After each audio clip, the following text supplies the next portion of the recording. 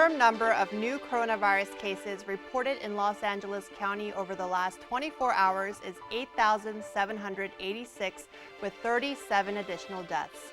Here in Torrance, 88 additional cases were reported with no new deaths. Welcome to COVID-19 Today. I'm Christine Lee. It's Wednesday, February 2nd. LA County is continuing to head in the right direction with decreases seen across most COVID-19 metrics, including daily cases, test positivity rates, and hospitalizations.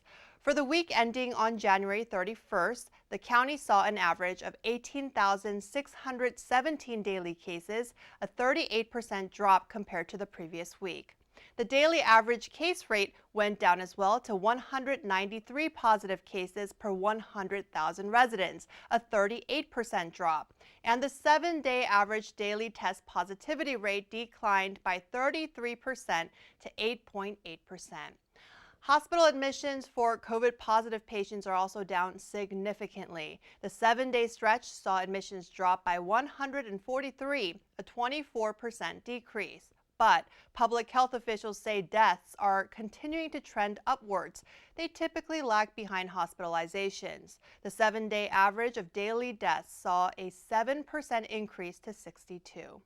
Public health officials say while the overall declines give hope, staffing shortages across the board from schools to hospitals to public safety sectors continue to be a challenge. They say slowing the spread remains a priority and thank everyone who is doing their part to mask up and get vaccinated. The Omicron wave took a much harder hit here in Southern California than in the north. Socal's COVID-19 death rate in January was 3 times worse than the Bay Area's. Data shows more than 2,400 people died here since New Year's Day. That's about 11 deaths for every 100,000 residents. But in the San Francisco area, the death rate was only 4 per 100,000, totaling slightly more than 300. Hospitals were able to maintain available capacity in Northern California, while those in Southern California reported a serious strain. Officials say the main reason for the big contrast is vaccination. According to the U.S. Centers for Disease Control and Prevention, 82% of San Franciscans and 84% of Santa Clara County residents are fully vaccinated, and about half of them got boosted as well. But here in LA County, only 70% of residents are fully vaccinated, and about a third of them got their booster shots. About 3 million eligible Angelenos have still not gotten the booster doses. San Francisco's outlook is so optimistic that the city eased its COVID-19 mask order yesterday for vaccinated people going to the gym or the office. They can ditch their masks as long as they are up to date on their booster shots if they are eligible. Health experts have repeatedly said that getting vaccinated and boosted are the best ways to stay protected against severe COVID-19 illness. They hope this comparison report encourages more people to get their shots. The World Health Organization reported 90 million cases of the coronavirus since the Omicron variant was first identified 10 weeks ago. That's more than all of the cases reported in 2020, the first year of the pandemic. Agency Director General Tedros Ghebreyesus warned that Omicron should not be underestimated, even though it has been shown to cause less severe illness compared to earlier variants. He cited a very worrying increase in deaths in most regions of the world. The organization says 4 of its 6 global regions are seeing increasing death trends. This comes as many European countries began easing lockdown measures, including Britain, France, Ireland, and the Netherlands. Denmark's government got rid of most pandemic-related restrictions yesterday, saying it no longer considers COVID-19 to be a socially critical disease. The nation of 5.8 million people saw more than 50,000 new cases a day in recent weeks, but stated that the number of patients in intensive care units has gone down.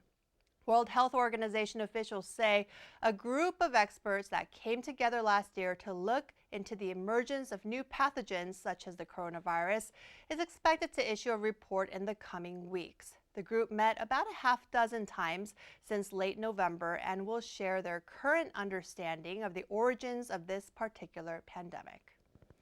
Officials with the World Health Organization also addressed the quickly spreading stealth Omicron variant. They say the lineage known as BA2 is nicknamed the stealth Omicron because it cannot be detected by some sequencing practices, allowing it to circulate undetected. Officials say while this strain is believed to be more infectious than the original version of the Omicron variant, it is also just as mild, and they are not worried about it causing yet another surge or causing more harm to people. Dr. Boris Pavlin, who is a member of the agency's COVID-19 response team, says they're not seeing any higher bumps in hospitalization than expected when looking at countries where BA2 is becoming dominant. He adds that vaccination is profoundly protective against severe disease, including for Omicron, and while BA2 is rapidly replacing BA1, its impact is unlikely to be more substantial, although more data is needed.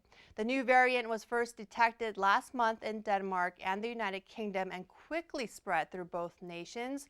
While some BA2 cases have been found in the U.S., not enough cases have been sequenced for it to be considered a major concern. U.S. soldiers who refuse to get vaccinated will be immediately discharged. The U.S. Army made the announcement today, saying the move is critical in maintaining combat readiness. The Army's order applies to regular soldiers, active duty reservists, and cadets unless they have approved or pending exemptions. The discharge order is the latest from a U.S. military branch removing unvaccinated service members amid the pandemic, after the Pentagon made the COVID-19 vaccine mandatory for all service members last August. The vast majority of all active duty troops have gotten at least one dose of a vaccine.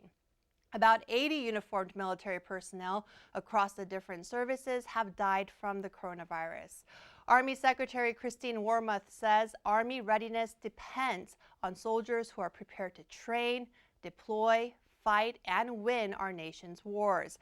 And unvaccinated soldiers present a risk to the force and jeopardize readiness.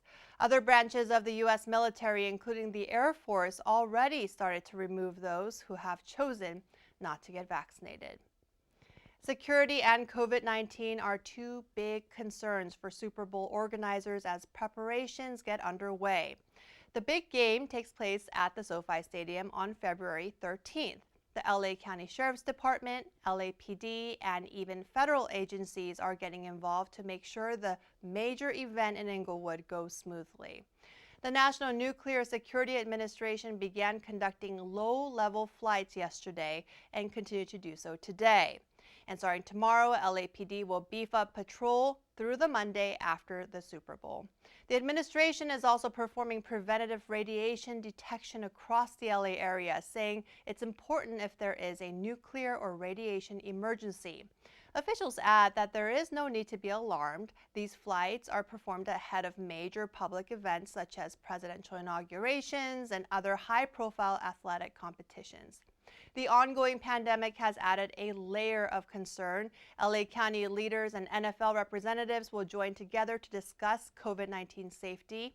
LA County Public Health Director Dr. Barbara Ferrer says all Super Bowl attendees will be given masks and be reminded to keep them on whenever they are not eating or drinking.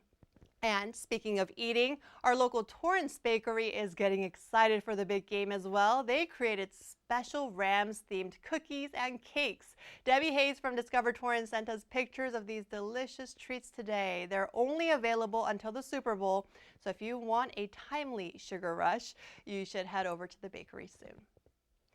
The restaurant industry will never return to its pre-pandemic state. That is the latest sentiment from the National Restaurant Association, which released its 2022 State of the Restaurant Industry Report on Tuesday.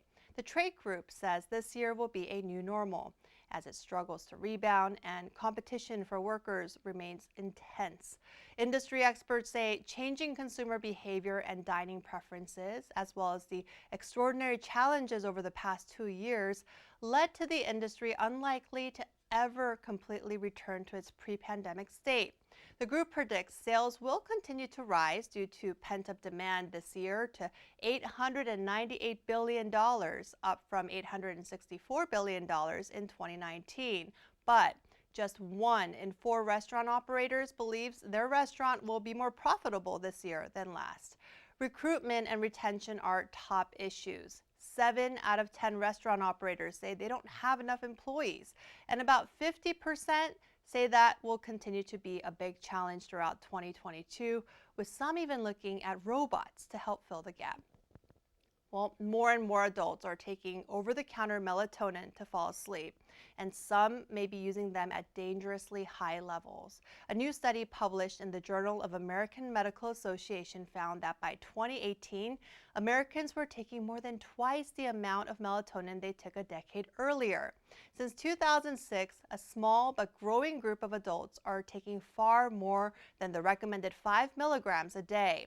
Researchers say the pills for sale may contain levels of melatonin that are much higher than what is advertised on the label. The U.S. Food and Drug Administration does not fully regulate the supplement, so there are no federal requirements to make sure the pills contain the advertised amount of melatonin. Experts worry that the pandemic's negative impact on sleep may further increase people's reliance on sleep aids. Harvard Medical School instructor Rebecca Robbins says taking sleep aids has been linked in other studies with the development of dementia and early mortality.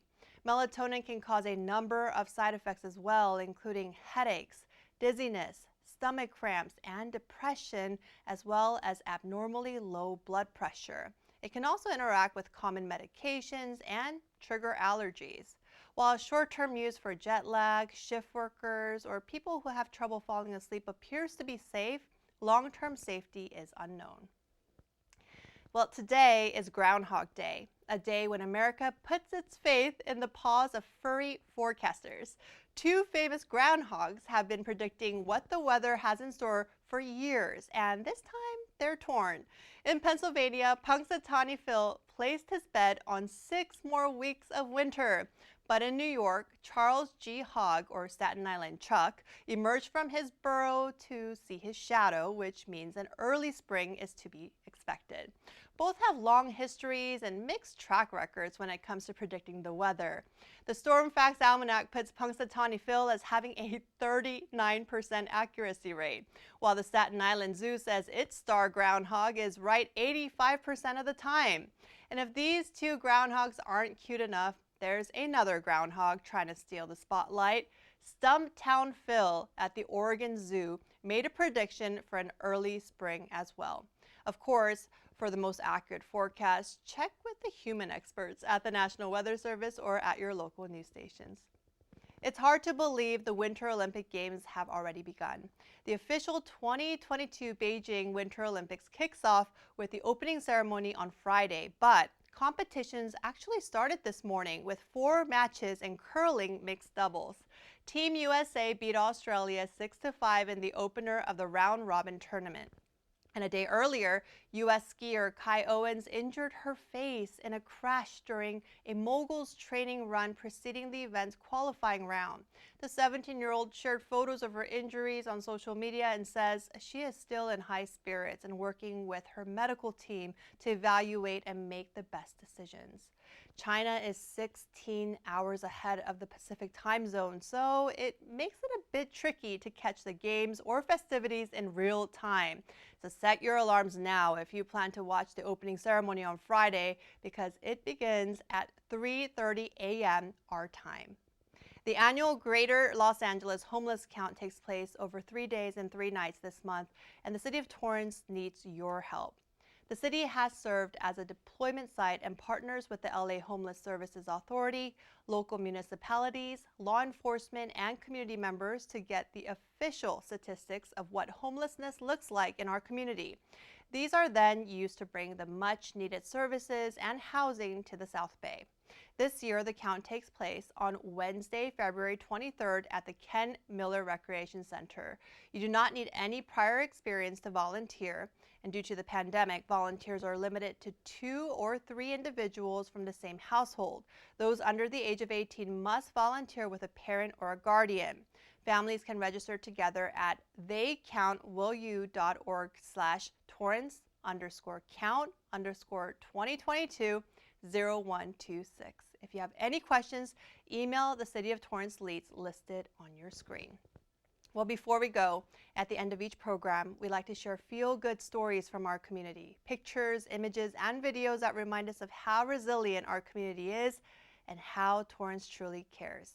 City crews installed 6 new benches in downtown Torrance, making it easier for pedestrians to check out the area and rest when they need to.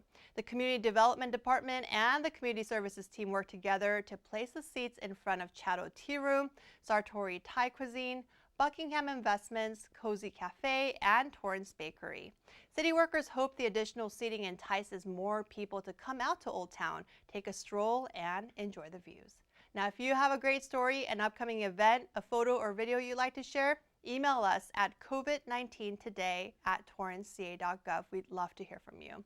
Well, that's our update for COVID-19 today. We'll see you back here tomorrow as Bella Shaw brings you the latest. Be safe, stay healthy, and thanks for tuning in. We'll see you next time.